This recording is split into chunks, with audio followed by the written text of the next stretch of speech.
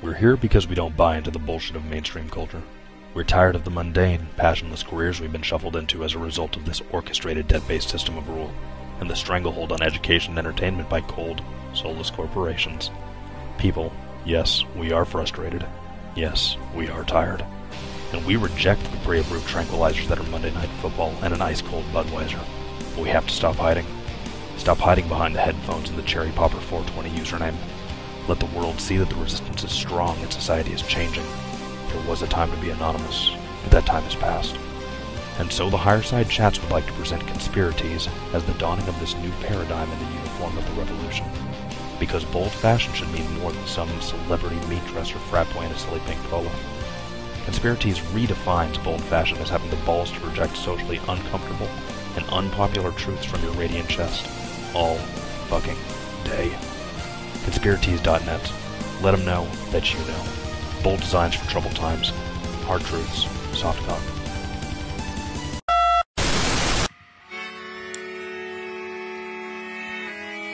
In the 1930s, President Franklin Delano Roosevelt addressed the nation through a series of radio broadcasts known as the Fireside Chats. His aim was to reassure the common man that our society would recover from its troubled times. But we're far from 1930, and I deal with a different kind of fire. For a new era of worldly frustration, we offer a fresh conversation. I'm Greg Carlwood, and these are the Higherside Chats. Here we go again, people, drinking a little drink, smoking a little smoke. From San Diego, I'm Greg Carlwood, and today we're going to discuss one of the most interesting and mysterious phenomenons up the magical sleeve of the universe, and that, my friends, is time. As we march along the seemingly inevitable one-way street of cradle to grave, one can't help but wonder about the nature of time and the rules and properties it operates on, and whether or not these things may be alterable. If your finger's on the pulse of government black ops technology or the cutting-edge scientific experiments going on, the answer is a resounding maybe, which I've always grown up to assume is basically a yes. But today's guest might have a more educated analysis than yours truly, which isn't saying much, but she is the author of This Book is from the Future, A Journey Through Portals, Relativity, Wormholes, and Other Adventures in Time Travel.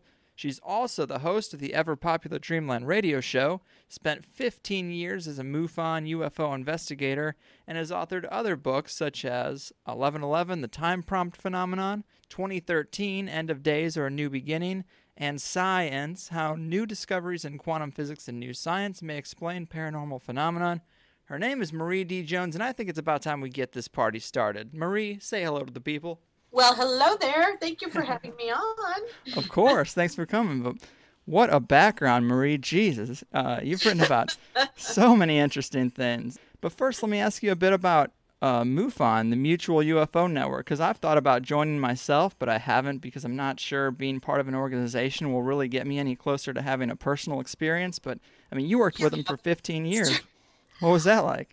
I loved it because I've been out for a while because I've been writing full time, and I kind of felt like the writing was my new approach to, some of these anomalies. But I was in MUFON in the 80s all the way through the end of the 90s, and I loved it because I was in at the time that the whole abduction phenomenon was really sort of coming to the surface. I mean, there had been abductions, obviously, Betty Barney Hill all the way back into the 60s and 40s and what have you, but it was just starting to really explode. And what happened was I was part of a huge MUFON organization in Los Angeles, but when I moved back to San Diego, I kind of would go back and forth between the two. I ran a group with another gal named Laura, and we were constantly being approached all of a sudden, not just getting calls from people who had seen UFOs or had, some type of an experience seeing a craft, but we started getting contacted by people that were talking about this abduction thing. Wow. And this was such a virgin thing at the time that we didn't really know what to do with these people or with their cases. And luckily, Bud Hopkins was at the time taking a lot of hypnotherapists under his wing and getting them trained to deal with hypnotic regression with abductees. So I had the real good fortune of being able to send a lot of these cases to Yvonne Smith, who is just one of the premier hypnotherapists in ufology. But it was just really interesting to see how it went from the nuts and bolts UFO reports, lights in the sky, what have, to this whole new bizarre take on what might be going on, and people that were really in distress because they didn't know what was happening to them. I mean, they really had no clue. Man, I mean, that is a theme that has come up a lot on this show and in the looking into the conspiracy stuff that I've looked into. It definitely seems to, it gets stranger the more you look into it, but it seems to be, as Nick references, connected to almost all the paranormal phenomenons out there. And see, at the time, nobody thought that. At the time, it was really sort of categorized in its own little corner, just UFO abductions. And then over time, and I got out of MUFON in the late 90s, early, like around year 2000, and started writing nonfiction. And I just remember, again, around that time, people started really associating commonalities with ghosts and the paranormal, with cryptids, with even some of the really amazing and bizarre theories in quantum and theoretical physics, like multiple universes and other dimensions of reality that we might be dealing with, and the holographic theory, and just all of this stuff just started being attached onto what was real basic at first in the field of ufology. Right on. So, yeah, I mean, well, did you ever have a personal UFO experience? Did your time in MUFON ever warrant you the chance to see something interesting? This is what's so funny, because you have people who go out ghost hunting, right? Right. So basically, excuse me, their goal is to have something happen while they're in a particular location. Well, I always tell people with UFOs, you can't go UFO hunting. Yeah. Ufology is a field where everything is unfortunately after the fact. Somebody will report something, you go investigate it. If the craft is still there, hey, that's awesome. But usually what you're doing is interviewing witnesses, looking for some physical traces. So everything's already happened. What we did have, though, which was really kind of interesting, is we had a hoax situation going on in northern San Diego County, and it went on for a couple of months, where somebody was setting off these like Chinese lanterns. And but they had them designed in a way that it was really hard to, we knew what they were, but it was really hard for the average public, the person to look up in the sky and identify it. They looked really bizarre. And it was just so cool to see how the media and the public just jumped on this, even though it ended up being proven to be something else. And again, this was at a time when we did not have cell phones where you could... Right. I mean, how unfortunate were we that you could see something in the sky at that time, and if you didn't happen to have a video camera in your pocket, which back then nobody did, that didn't fit. Blown opportunity. Right. Now you've got YouTubes up the yin-yang, Right. Because everybody's got something that they can snap a picture with or video something, although I would definitely say that 99.9 of all that stuff is just misinterpretation, misidentification. But, yeah, that's the unfortunate thing. But I will tell you this. Okay. So one time I was driving home, and it had nothing to do with MUFON. I don't know where I was coming from, but I was driving in La Costa, down here in San Diego. La Costa, at the time, there was nothing in this particular section. It was off, oh gosh, I don't even remember, over the San Elijo Hills area, which are now very much built up. There was nothing there. It was just rolling hills. And it was dusk. And I, out of the corner of my eye, saw something. And it was 4 lights, 2 in the front, 2 in the back. And the 2 in the back were flipping end over end. And then the 2 in the front would be in the back, and they would flip over. And I was able to see that there was a solid object that was doing these sort of weird cartwheels, but it was still too far away that I could really identify what it was, and there were no roads at the time for me to go chase it down. That is the closest, because I had really good MUFON training, and that's what I loved about MUFON, is you had tests that you had to take and a manual that you had to follow. And we were really encouraged to read like Jane's Defense magazine and identify not just, regular aircraft and airships and things, but military prototypes. Would keep up on what's being tested where, because I live in San Diego, it's full of military stuff. But to this day, I still have no clue what that was. And it's always kind of haunted me a little. But, for me to come out and say it was an alien ship, well, Right. no, probably not. But it was really cool, whatever it was. I was one of those unfortunate MUFON people that never saw anything. Well, at least you're honest. I mean, I've only lived in San Diego. Like, I live in San Diego, too. I live in Pacific Beach. Funny. Yeah, I'm in San Marcos. Nice. I've only been here for like 3 years, but I came from Missouri, and crossing the desert, I'm always watching. I'm like, man, this is the place. This is the place you see stuff. Yeah. But no. I don't know what it is. Some people just seem to attract that stuff, and others repel it. Well, it's interesting you say that, because that to me makes it kind of fishy. That's what I hate, is that I'll talk to some people, and they're doing channeling on Monday, talking to UFOs on Tuesday, Yeah, and I'm just like, where are these things? I know. It's like, can you teach me? But you know what? I'll tell you something that's really interesting. This idea that you could go through the desert with, the starry night sky where everything is so clear that you could see everything and not see anything. But somebody else could be right behind you in a car and actually see something. There's actually something to that. And my co-author, Larry Flaxman, and I, the book that we're writing now, we're trying to look at what might happen on two levels that cause some people to have paranormal experiences and others could be standing right next to them and they don't. Mm-hmm. And we really believe that there are environmental influences going on and there are physiological influences. Right. And that they're all lined up. Somebody has an experience and you could be standing right next to them and you will not. What are those mechanisms? What are those triggers? Because it really is frustrating when, maybe not so much in the UFO field, but definitely in like the paranormal, the ghost field, where you have 10 people in a quote unquote haunted location, and some of them will have legitimate experiences and others will have nothing. And that's happened. I've been on the Queen Mary several times. Not one thing has ever happened. And yet people next to me are screaming, Yeah. Are they making it up? I don't know. Maybe not. Well, one thing, I'm a big Terrence McKenna fan, and he used to have these talks, and one of the things he used to say was that people have an operating system, and if you don't, like someone who's a rigid conservative Catholic might see a UFO and just it won't process for their brain because it doesn't fit into their framework. And I'm like, well, that is not the case with me. I'm down. Show me something. But, I'm up to everything. Woohoo!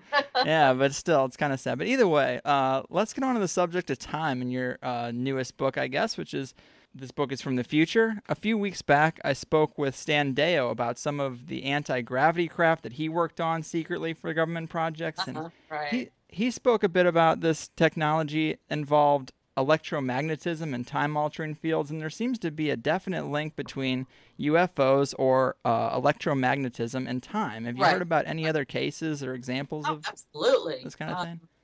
Yeah, I mean, there are a lot of theories that the manipulating the EM field and even a manipulation of gravity is how the craft, if you want to call them that, get from wherever they're coming from to here, and seem to do so by defying our known laws of physics, which, seem to limit us from not doing these same things. Mm-hmm. But I truly believe that because, time and space are interconnected. So if you're going to talk about the manipulation of space, which would allow a UFO to come from either one part of this universe to this part or another universe to our universe, you also have to take into account they may be coming from another time to this time.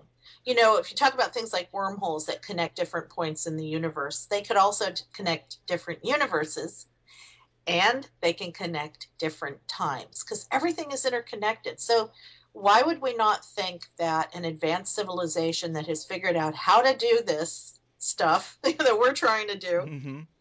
That they would not also be able to manipulate and alter the timeline as well? So I absolutely think that that's a huge interest, I guess you could say. Mm-hmm. And a lot of the conspiracies involving time travel, Project Montauk and what have you, even the Philadelphia experiment, whether you believe anything happened or not, it did involve the manipulation of the EM field. So obviously this stuff's been around for a while.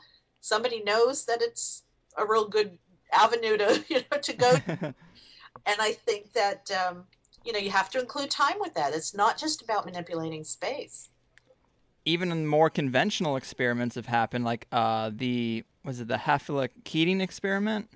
Right, where they send 2 planes around the world, and they're able to show that there is a little bit of time difference that occurs. And Yeah, how does that work? How can I verbalize this? Was that just basically the faster they go, the clock's kind of slowed by a few nanoseconds? Yes, it's time dilation. Like the Einstein stuff we learned in high school, the idea that the closer you come to the speed of light, even if it's incremental, the slower time will appear to the person who is in motion. Mm-hmm. That doesn't occur to the person who's the stationary observer. And of course, that's the whole relativity thing. But I think what needs to be emphasized is, again, it's our natural tendency to think that space and time are separate. So it's like, okay, well, things that we can do in a spatial sense, we don't include time into that, but we have to. They're interwoven. That's what the physicists tell us. Space-time is an interwoven fabric or continuum. And so what you do to one, you have to be able to do to the other. Well, what are a couple of your favorite, more recent time discoveries or experiments that have happened? Well, unfortunately, they didn't lead anywhere. Well, yeah. I know. Well, I think they do, though. I think even the failures, like last year, everybody was screaming and yelling over the opera facility in Italy and and the possibility that we have found a particle that could, breach faster than light speed. And that was the neutrino, which is really cool because that's a particle that has no mass. Right. How they were able to measure it, I'm not even going to get into it. I don't even know. But, so they did an experiment. They duplicated it actually several times. And that's what got everybody excited. Oh my God, we finally found a particle that can go faster than the speed of light. Well, what happened was they also eventually discovered that there were some technical glitches with the GPS tracking system. Of course. A cable, something as dumb as a cable. And the reason why they kept getting the same result is just simply because they didn't know that those anomalies existed. So the test just kept coming out positive. But the interesting thing is it opened the door to the possibility that there are particles out there, like, the mysterious tachyon that everybody used to talk about, that may be proven one day through these amazing experiments to go faster than light. And if that's the case, you could extrapolate that to possibly mean a bigger object made up of many particles could do that. Michio Kaku, my favorite theoretical physicist, he said really, and I'm totally paraphrasing here, that it all comes down to the engineering. Time travel is possible, but it's an engineering problem now. It's like, okay, theoretically, we know a lot of different ways that it could possibly work, but we need to actually build, quote unquote, the machine, so to speak. Yeah, that is a great way to say it, that it's an engineering problem. Yeah. Now, you know what, if he's saying that. Right. Well, that's the thing. I was going to say, I used to really love him, and then I just got way deep down the rabbit hole, and now, he seems boring. No offense to him. No offense to him, but, the conventional seems just a bit boring when you're looking into some of this crazy stuff. But can you imagine? think about the things he talks about and how, how they would have played 100 years ago. People would have thought Harry Potter, Yeah, that's true. Magician. Well, given the research that you have done, how would you describe time? Is it a fourth dimension or more of an illusion created by the mind? Both. Right. Well, we do treat it as a dimension separate, the temporal dimension, along with our 3 spatial. But again, when we talk about time space, we include all 4. But the thing is that the only place that linear time, the arrow of time from past, present to future, really occurs is within the structures of the human brain. Yeah. In a cosmic sense and in a quantum sense, there is no linear time. We as human beings and all living things, I think, we all have brains, even little creatures. Our brains are designed that way for a reason, and that is functionality, and that is to be able to survive and reproduce and have lives that have order and have some meaning. I mean, there's a purpose for life, and that is really to reproduce itself. And whatever destiny we may be moving towards as a species, the goal is to keep reproducing. And in order to do that, there has to be a very structured timeline.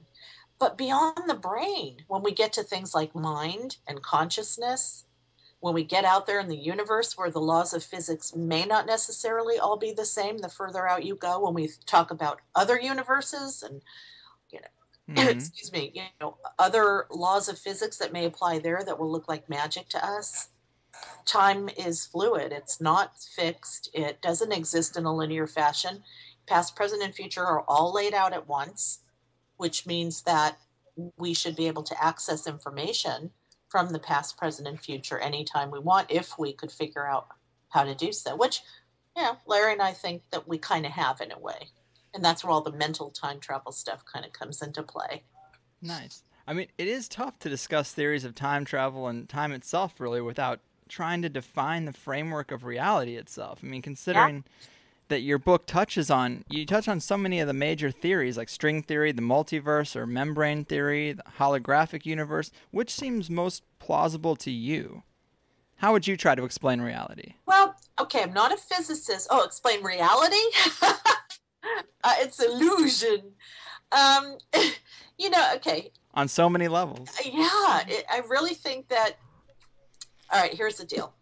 I think reality is made up of many levels. And we exist in one mainly, again, for functionality and survival purposes. But we have access to, on occasion, those other realities. And we call them paranormal. We call them anomalous phenomenon. We call them dreams and deja vu and cognition and remote viewing and psychic. Those are the real clues. Yeah. But see, think about it. We're not meant to always be able to do that stuff, because if we did, we wouldn't be able to have one functional life with the purpose of which is to continue to reproduce to keep the species going. Mm-hmm. So to me, and this is what our next book is about, it's called The Grid, Exploring the Hidden Infrastructure of Reality, believe it or not. That sounds great. Yeah, well, what we're going to do, it's sort of an introductory book where we're going to bring together a lot of these theories and a lot of our research and try to show how, if there were a visible structure, what it might be like. Because, we're visual creatures and we like to have symbols and images. So we thought of a three-dimensional grid, and the way you have these different levels and you've got connectors, to connect each level. So we're on one of those, right? That's our day-to-day normal reality. But we could go up and down and side to side on those connectors and experience other realities on occasion. And possibly death is just another level of the grid. Yeah. You go one up or you go one down, whatever. I assume you would talk a little bit about psychedelics in that regard. Yeah, absolutely, because those are triggers or mechanisms, if you will, by which the brain sort of is pushed into experiencing other levels of reality that normally it would not be aware of. And again, that's because of functionality. I mean, if we were always tripping out on all these other realities, most of us would not get anything accomplished.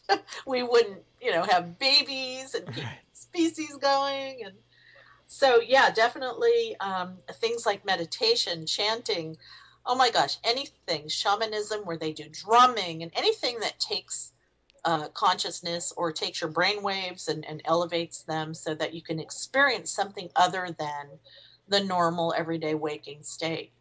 I mean, I've had a couple of psychedelic experiences that, to some friends of mine who haven't, they write them off as a hallucination because that's the conventional model. But, when you have the experience, it seems so real. Like, your internal dialogue is kept intact. You can still think, but you're just like, man, something is off. You know? Yeah. Well, what's funny? There was an article, I think, last week, that you talk about hallucinations, how ironic, that talked about how, again, for the longest time, people thought hallucinations were just a triviality. Mm-hmm. And yet they, like dreams, can seem 100% real to the brain. So the brain doesn't differentiate between a very vivid hallucination or, say, a really vivid dream and you and I talking right now in what we consider to be our waking state. Those are different realities to the brain. And if you've had a dream where you something really sad happens, you cry, you feel emotion in dreams, you feel terror. You know, there's sexual dreams. I mean, our bodies and our brains react to those experiences as if they were just as real as the waking state. So even hallucinations now are being taken a little more seriously. It's about time.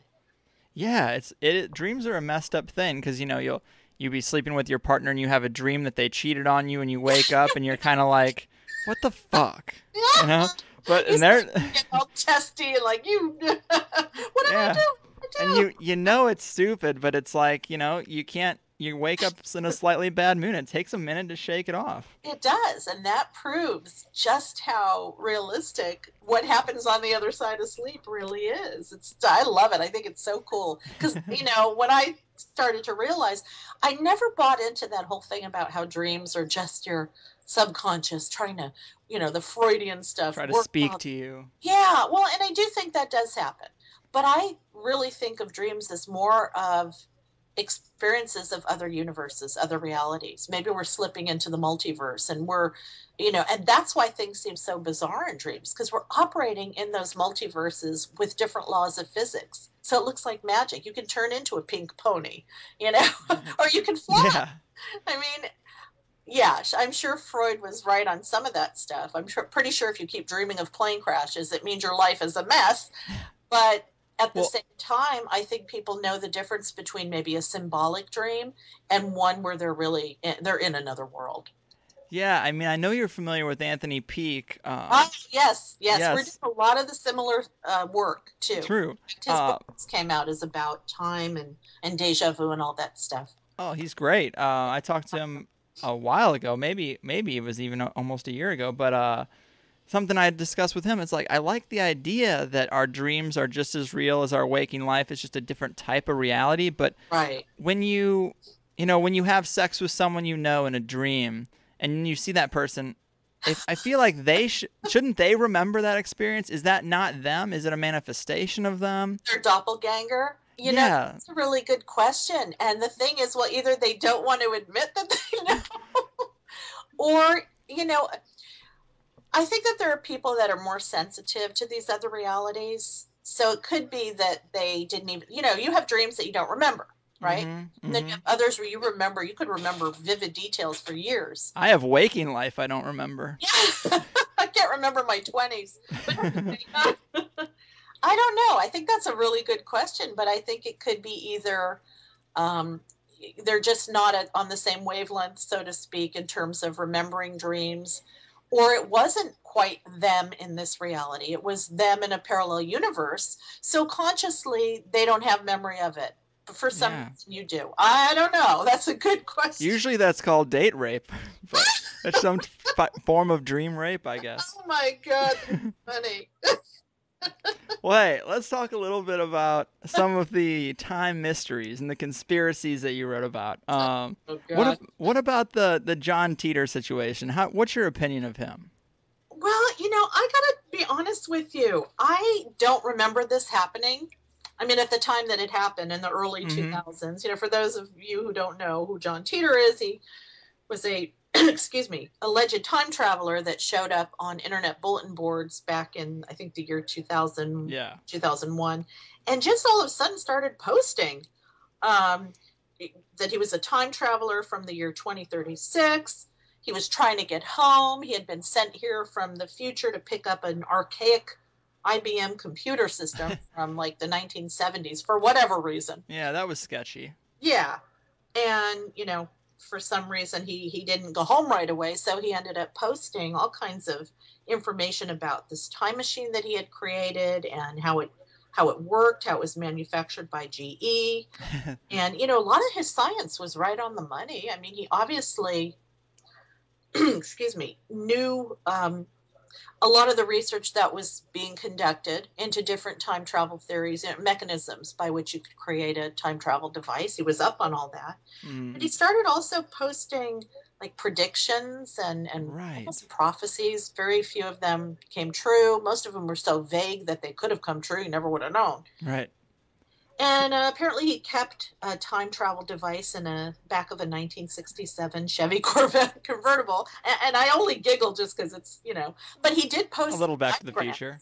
Yeah. He posted diagrams and an instruction manual, and a lot of people that looked at it said, hey, there may be something to this. I know he was on Coast to Coast. Art Bell had faxes with him and conversations, but then he just kind of vanished. And Went home. Yeah, probably, yeah. Or maybe he went back to 1975 to get another IBM and got stuck there. Who knows? But there was a lot of speculation as to who he might be, or if it was just one big. It was the beginning of the viral internet fraud. Who knows? Yeah. He was just one of many people that have shown up claiming to be time travelers or claiming to have been part of some government experiment, some, top secret time travel experiment. And the thing is that how do you prove that they were, and how do you prove that they weren't? I know. I mean, another one of those guys, a pretty out there time travel conspiracy, is the Andy Bisagio. I know. I'm Italian. Yeah. I have a hard time saying his name. Andrew Bisagio. Bisagio. You're great. Project Pegasus. Let's say it that way. But I definitely think weird time travel experiments have happened and been done in secret, but I wrote a pretty disapproving piece after I attended one of his lectures in San Diego. Hey, did you ever actually hear him speak? Okay, so yeah. Yeah. I think he's full of shit, but I can never be 100% sure, but it's just that he gives a presentation in 2011 saying that Carter, Clinton, Bush, and Obama would all be president. Well, where was that presentation in 1970, Exactly. When it mattered. It's like after the fact, or when we're pretty sure we could have made the same prediction. Yeah, and when I asked him who the next president would be, I'm like, give me something in the future. You time traveled up until today and that's all you know? He said he would be the next president. He expected himself to be the next president. You know that he's running. I swear to you, he's running for president for 2016. Well, it's just, I mean, yeah, you can run, but let's work on his campaign. No, I mean, I laugh too, because I feel just like you do. I've listened to interviews. I've heard him. I've seen the YouTubes. What's really intriguing about him is the level of detail that he retains on these experiences. Because you think about, when people lie and they make stuff up, they don't always remember the fine details unless they have one of these photographic memories or it's all written down and they're reading off a script. True. So, and I've heard a lot of people say, I was blown away by his detail, the level of recall. But the stuff that he was saying was just ridiculous. And also his, stating that he was in this, like, we have it in the book, this picture that at Gettysburg of a little kid. Yes. And it's like, that's just a picture of somebody. That's nothing. That could be anybody. Right. He claims he time traveled to the Gettysburg Address, and there is a picture of him captured, and then it was in Time magazine, for those who don't know. Yeah. But yeah, it's just a picture of a kid during the Gettysburg Address, I guess.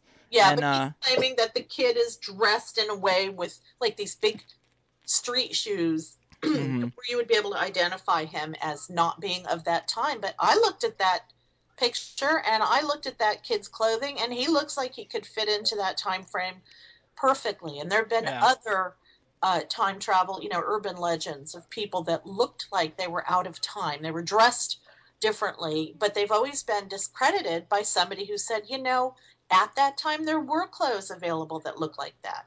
True. So it's just our weird desire, I guess, to believe that the government is always way ahead of the game, which they very well could be. I definitely think they are. Yeah, but some of these people that claim that they were child, chrononauts back in the 70s and the 80s, I just need more proof. I'm sorry. I agree. Show me. Show me the chair that you sat in that manipulated the EM field. And another thing that was funny is that I guess this Montauk chair fell into a wormhole beneath it. But it didn't actually fall. It was more of a mental thing, I guess. But how funny that sounds just like that Carl Sagan movie, Contact. True. You've seen it? Yeah. She's sitting in the chair, and below her are the gyroscopes spinning and spinning, and then the chair drops into the wormhole. But the observers see nothing happen. The chair doesn't drop, but she feels that it drops. So I don't know. I thought that was a little bit coincidental. Yeah. I've watched it again in modern times, and I like it a lot better. But at the time, I was so young. That was like 91 or something, I think. I was in like second grade, and I was just pissed that there weren't aliens until the last 5 minutes. I know a lot of people gave him crap about that. And that was based on his novel, which had been out. But he really wanted to try to, do like a more realistic. Yeah, it's good now. I mean, when you think about it in those terms, it is a really good movie. Because the alien took on the guise of her father so that it didn't scare the crap out of her. Mm-hmm. Which, if they're really that intelligent, that makes sense. Something else that's in your book that I found interesting that I'd never heard about before is chronostasia. Can you explain that? Yeah, that's where things got really cool for me and Larry. Because, all this stuff is fascinating. The science can give you a real big headache. The conspiracies are fun. But we always felt like we wanted to look at the more paranormal aspects of time travel. And we were really, really lucky that our publisher, New Page Books, let us put this in there because originally they just wanted us to do like straight science. Mm-hmm. No, we're already time traveling. We want to talk about that too. So chronostasia, mental time travel really encompasses so many things. We're not talking about memory.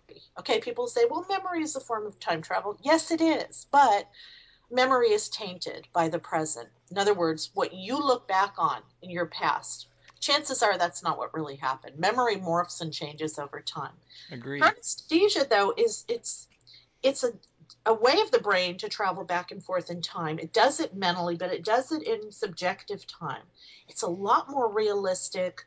There's a lot greater detail of recall, perception, and memory, and all that stuff can really, again, kind of taint what it is that you remember. Like if you remember getting in a fight with a girlfriend 2 years ago, chances are you're adding and embellishing some things, and she'll do the same.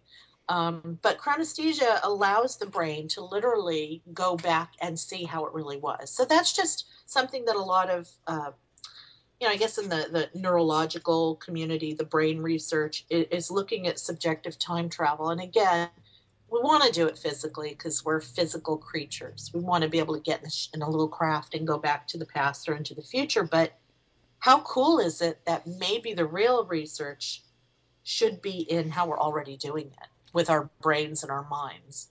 Well, I'd say, how does that work? Because you have to have, even in quantum physics, there needs to be they're coming to the terms that it needs to be a conscious observer. Like, how would you go back without, like, just mentally, without being a conscious observer? Don't you need a vessel, even if it is just a body? I think we go back to the past all the time in terms of mind or consciousness or whatever it is that we're projecting. Thought. Well, okay. I mean, we can't prove that they're real, but some people, when they have deja vu, they have a deja vu in a particular location where they really get this overwhelming feeling that they've been in that location before, but maybe during, the building of the pyramids or what have you. And it really just feels so realistic that they can actually identify places that, they've never been to before. So how is the brain accessing that? It's as if there's a part of us, and I really do believe that mind is separate from the brain. I'm one of those. That can transcend the physical limitations of the way that we have to perceive linear time and can kind of go beyond the body into the future, like when you have a precognitive dream of a car crash that ends up happening 2 weeks later, or back into the past when you see yourself so vividly in another lifetime maybe that you're able to corroborate even. And that's happened so many times that it's hard to discount those kinds of experiences. So I think it's different than just remembering. It's different from reading about something and then recalling what you read. It's, so deeply experiential, and yet there are ways that you can corroborate. For example, there have been people who've had past life visions where children even, where they've seen people, they've heard names, street names, and they've been able to literally corroborate that those people existed, the streets existed at the time the vision occurred, blah, blah, blah. And again, precognition. I mean, there are people that can predict a future event. I've done it myself, not in a way that is real grand, but I have had gut hunches where I knew there was going to be an earthquake in a few days. Now, maybe it was my body reacting to seismic activity, just below the surface, what have you. Possible. But, people who said that they were supposed to get on one of those planes at 9/11 and they just knew not to. To me, that's precognition. Yeah. What about the people who did get on the plane? Are they just not tuned in? Yeah, there's two ways to look at that. Either they did get the same signals, but they ignored them, because how many times do we do that? Right. Got to get to work. Yeah, exactly. I can't have my boss fire me. I can't lose my job. Or they didn't, because, again, of what we talked about earlier, where there may be, certain physiological differences between the person who got the kick in the gut to say, no, don't get on that plane, and the one who maybe got a little bit of an inkling that something was off that day, but it wasn't strong enough for them to pinpoint or the association with getting on a plane. So, to me, that's just differences in the way that we're made. I really like the idea of following, some type of communication with the universe. There's actually a movie called Jeff Who Lives at Home with Jason Segel. It's kind of a comedy movie, but it's a little weird, so it didn't really reach the mainstream. But he basically follows all these messages. Like, he gets somebody calls and asks for Michael, and it's a wrong number. So then throughout the day, he's looking for a Michael. He sees a guy with it on his jersey. He follows that guy. And, it's a pretty damn cool movie. And, I would have to look for it on Netflix or something. Yeah. I wish I could live like that, but there's so many commitments.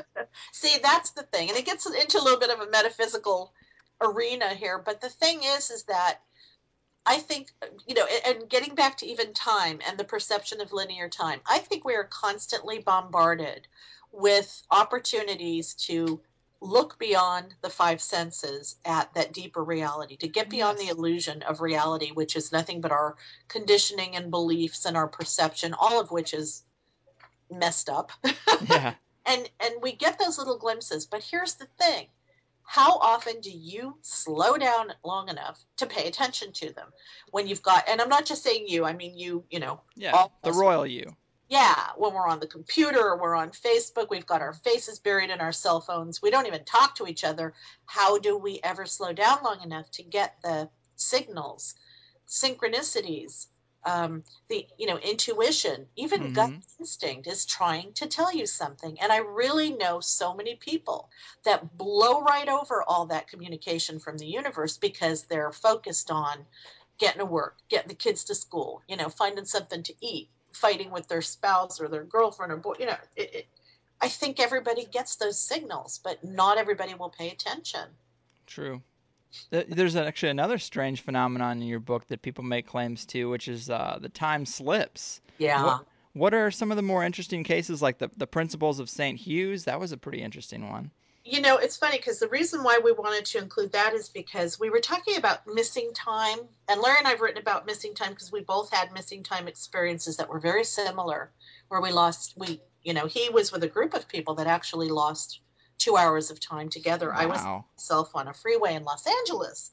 So, I'm a huge fan of Jenny Randall's and the work that she does. She's written some brilliant books. Her book, Time Storms, looks at time slips, time travel, time shifts, time anomalies of the yin-yang. But a time slip is nothing more than you might be at a particular location, or you may be out walking or riding a bike, driving a car, and suddenly it's as if you're zapped into another time frame. And it could be the past, it could be the future. It could also happen that you come out of this sort of disoriented fog and you're 500 miles up the road. It's 10 hours later, but all you were doing was going to the corner store, which should have taken 10 minutes. So they're like time disorienting experiences, I guess you could say. But some of the ones that we looked at occurred in the Victorian era. Oh gosh, let me see if I can remember some of the details. Consider the most famous time slip is the story of two English women that apparently had a time slip. This is way back in 1901 while they were walking through the gardens of Versailles, France, looking for a path to go to one particular place that they wanted to visit, which was the Palace of Marie Antoinette.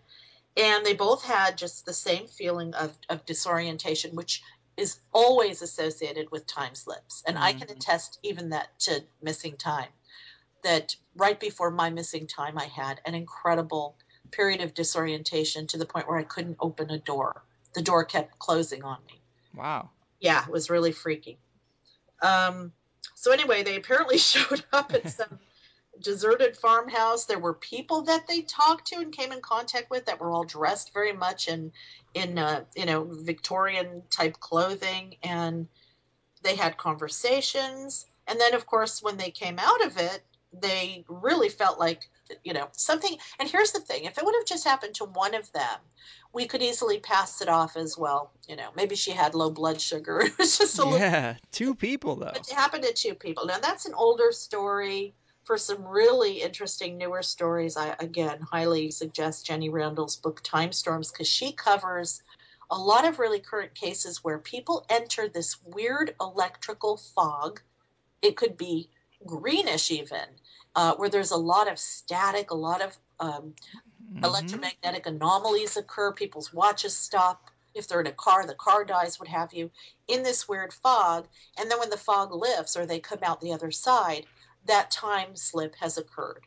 So what is up with that? Because if, anybody who knows anything about the Bermuda Triangle, yep, there's the association with electronic fogs, a lot of UFO cases. And that's another thing about time slips and missing time, is there's a lot of association with UFOs, sightings, abductions, what have you. So it's just some really cool time anomaly stuff that's out there already happening to people, where they could be time traveling and not really want to do it in the first place.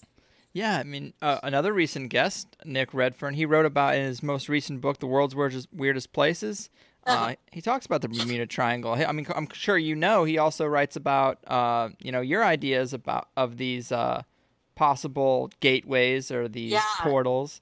I love Nick. He's awesome, and he's one of the groundbreakers of when I wrote my book Science, which was my first real big nonfiction book. I interviewed him for it.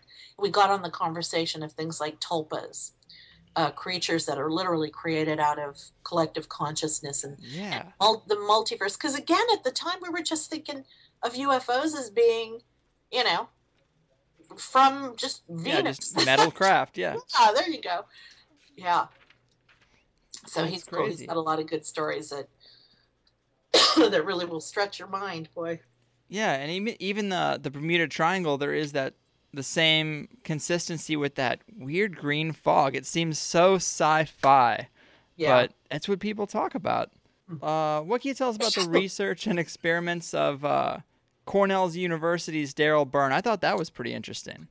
At Cornell and Ithaca, they have managed to find a way to manipulate the microwave spectrum of light, the microwave part of the light spectrum, to cloak 2 and now 3-dimensional objects. And at first, they were only able to partially cloak them.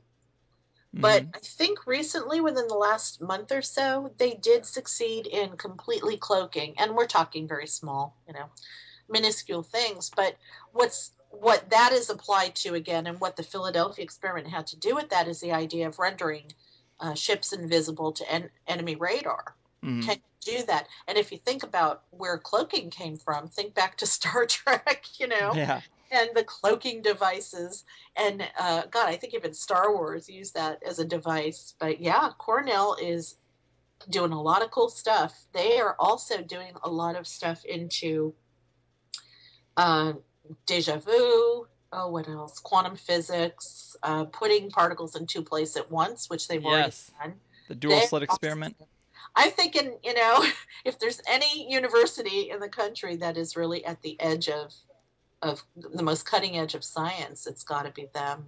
Well, it's awesome that some of these more conventional universities are taking a look at the paranormal stuff, because for a long time they weren't. And I mean, whether you're of the opinion of it or not, I definitely think there is a group of people, powerful people, who have some type of knowledge and information that we don't have, and we're kind of operating without that.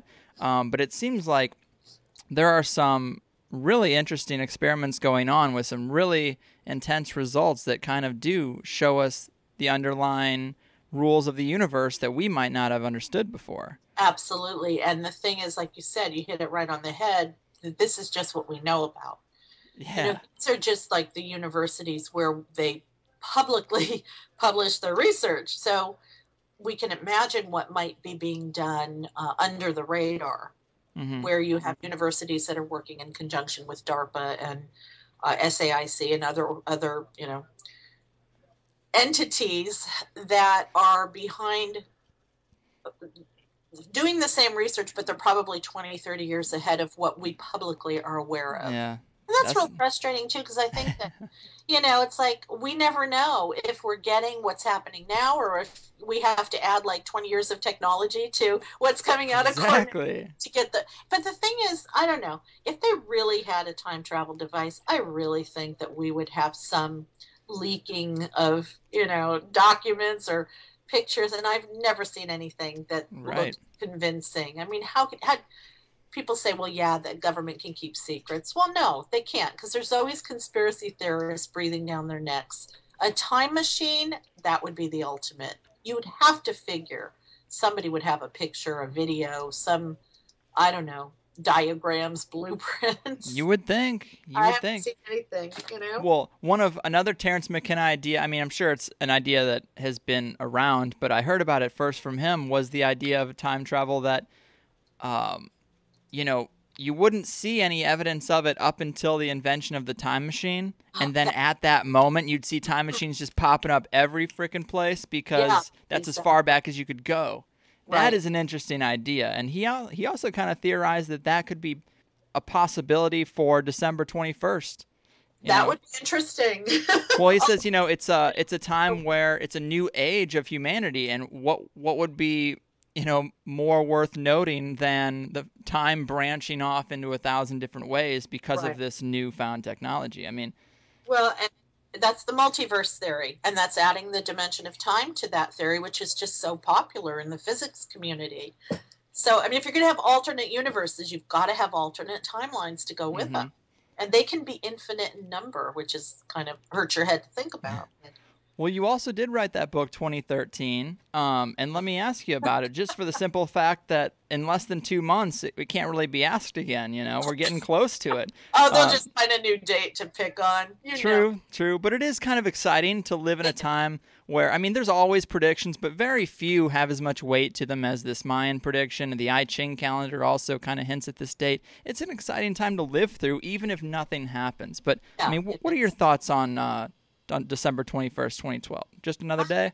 I think for the majority of people, it's going to be another day. You have to figure, Israel may still be bombing the Gaza Strip. And, unfortunately, yeah. There'll be poverty in Somalia. For most people on the planet, it's another day. But for the people that are aware, you've got the three camps. You've got the camp that says nothing's going to happen. There's nothing to it.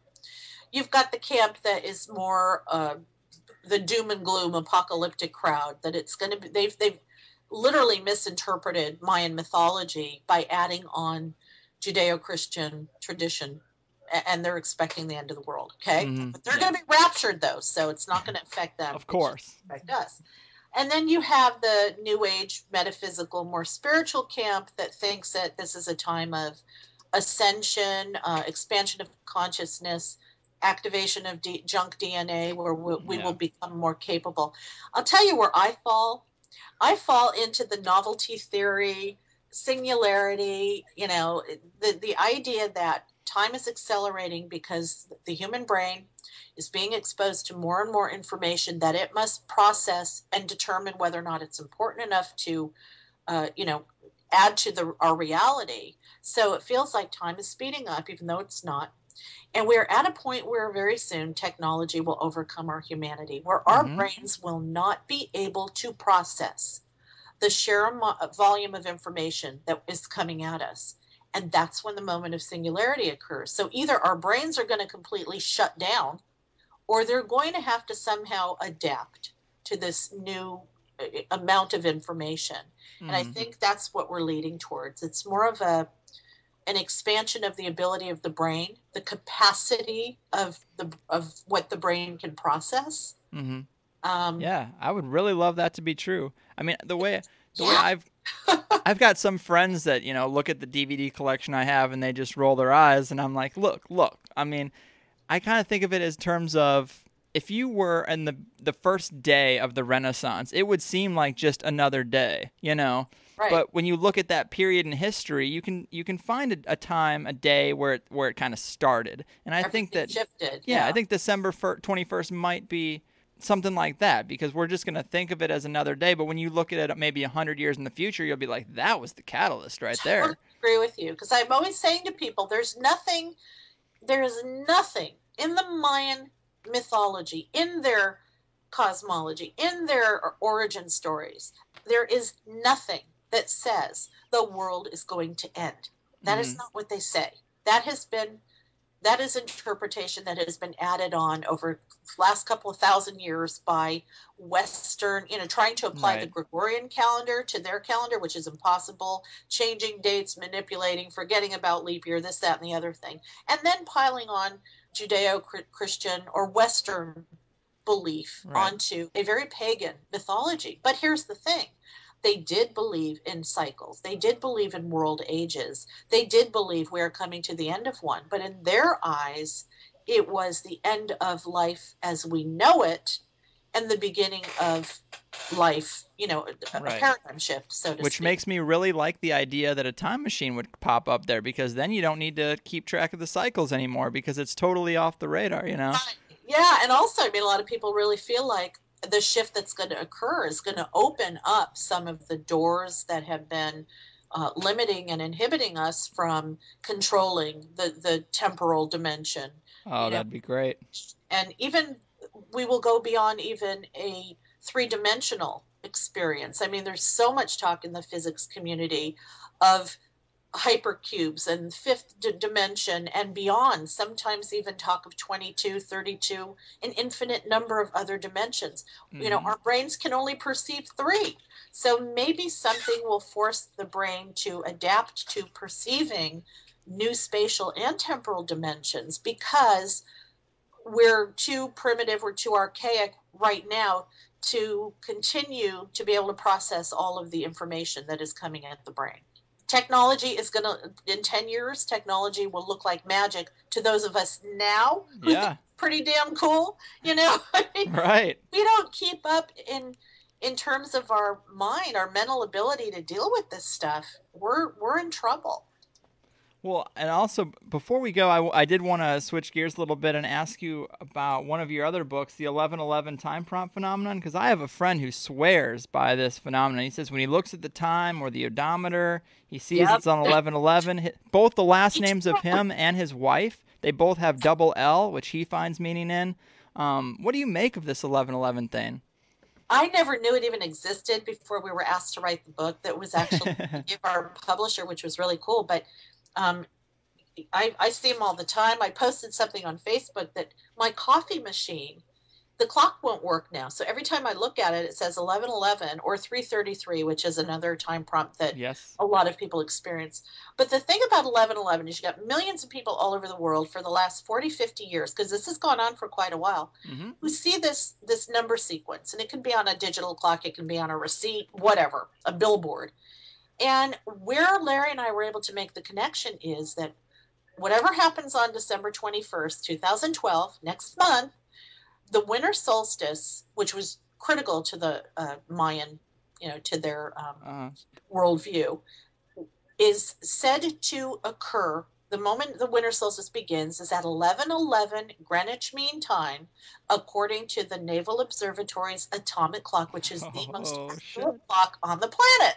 So people feel like the 11:11s are prompts or pokes, like little prods from the universe saying, pay attention, get ready, wake up, something's coming, and that moment, who knows what will happen. Maybe nothing, but maybe people's minds and their brains will just shift and we'll suddenly start seeing the sixth dimension, That would be the best. For someone as lazy as myself, I would love to just wake up one day and now I can see crazy shit. That'd be great. I've ascended. Woohoo! Right. But just have to make breakfast, go to work. But no, I think that a lot of people feel like they're wake-up calls to just get present, pay attention to what's going on. And you know what? That's not a bad thing to do anyway, regardless of December 21st. Correct. Yeah. Well, Marie, you have an amazing body of work, but I'm sure you're not just kicking back and waiting for the apocalypse. What else are you working on? Well, Larry and I just signed with a new publisher, Hampton Roads Seraph, to write the book The Grid, which is about our attempt to give a structure to reality. And oh gosh, we've got a couple of screenplays that we've optioned that are, one is in pre-production called 19 Hertz. Oh, that's interesting. Yeah, it's based on our book The Resonance Key, about the power of sound. Nice. Just all kinds of stuff. Yeah, next year is going to be a busy year. Nice. Well, where can people check up on you? You have a website. Yeah, my website is mariedjones.com. My website with Larry, my partner, is Para Explorers, P-A-R-A, paraexplorers.com.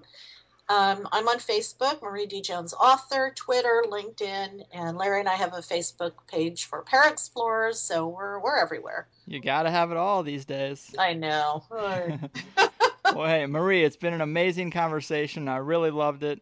It has. Thank you. Yeah, I wish you the best of luck. Hopefully we can talk again when your new book comes out. The Grid sounds amazing, very Matrixy, which I'm really into. Absolutely. Well, hey, people, check out This Book is from the Future and all of Marie's books. I'm sure something will interest you. And again, it's been a real pleasure. Thanks. Oh, thank you so much. All right, enjoy your day. You too. There it is, Higherside Chatters. Miss Marie D. Jones, a real sweetheart and a great author. Thanks again for listening, everybody. Help THC grow and share the show with your friends and family. Check out my t-shirt brand, ConspiraTees, at ConspiraTees.net. If you like this show, you've got to like some shirts there. And it is the Christmas season, so, it's all about giving. The shirts are great. The prints are nice. Buying one helps keep the roof over my head and the dicks out of my mouth, so it's a real good cause. Here's a magical opus from Bromello and friends. They keep pressing on me, and they do, don't they? I'll see you next time. They keep pressing on me. They keep pressing on me. They keep pressing on me. Where your children like it's the FBI, it's the CIA. They keep pressing on me. They keep pressing on me. They keep pressing on me. These financial insecurities. If it's the FBI, the TSA, Subway Commission, we don't play. They just trying to take our rights. A shooting here, a shooting there. Somebody dead everywhere, and this is supposed to be alright. They keep pressing on me. They keep pressing on me. They keep pressing on me. Troops to Afghanistan, so they'll sell heroin and South Japan. Then they keep pressing on me. They keep pressing on me. They keep pressing on me. These financial insecurities. I know an oppressor when I see one on the move. They take what you have and then they make you lose. They keep pressing on me. They keep pressing on me. They keep pressing on me.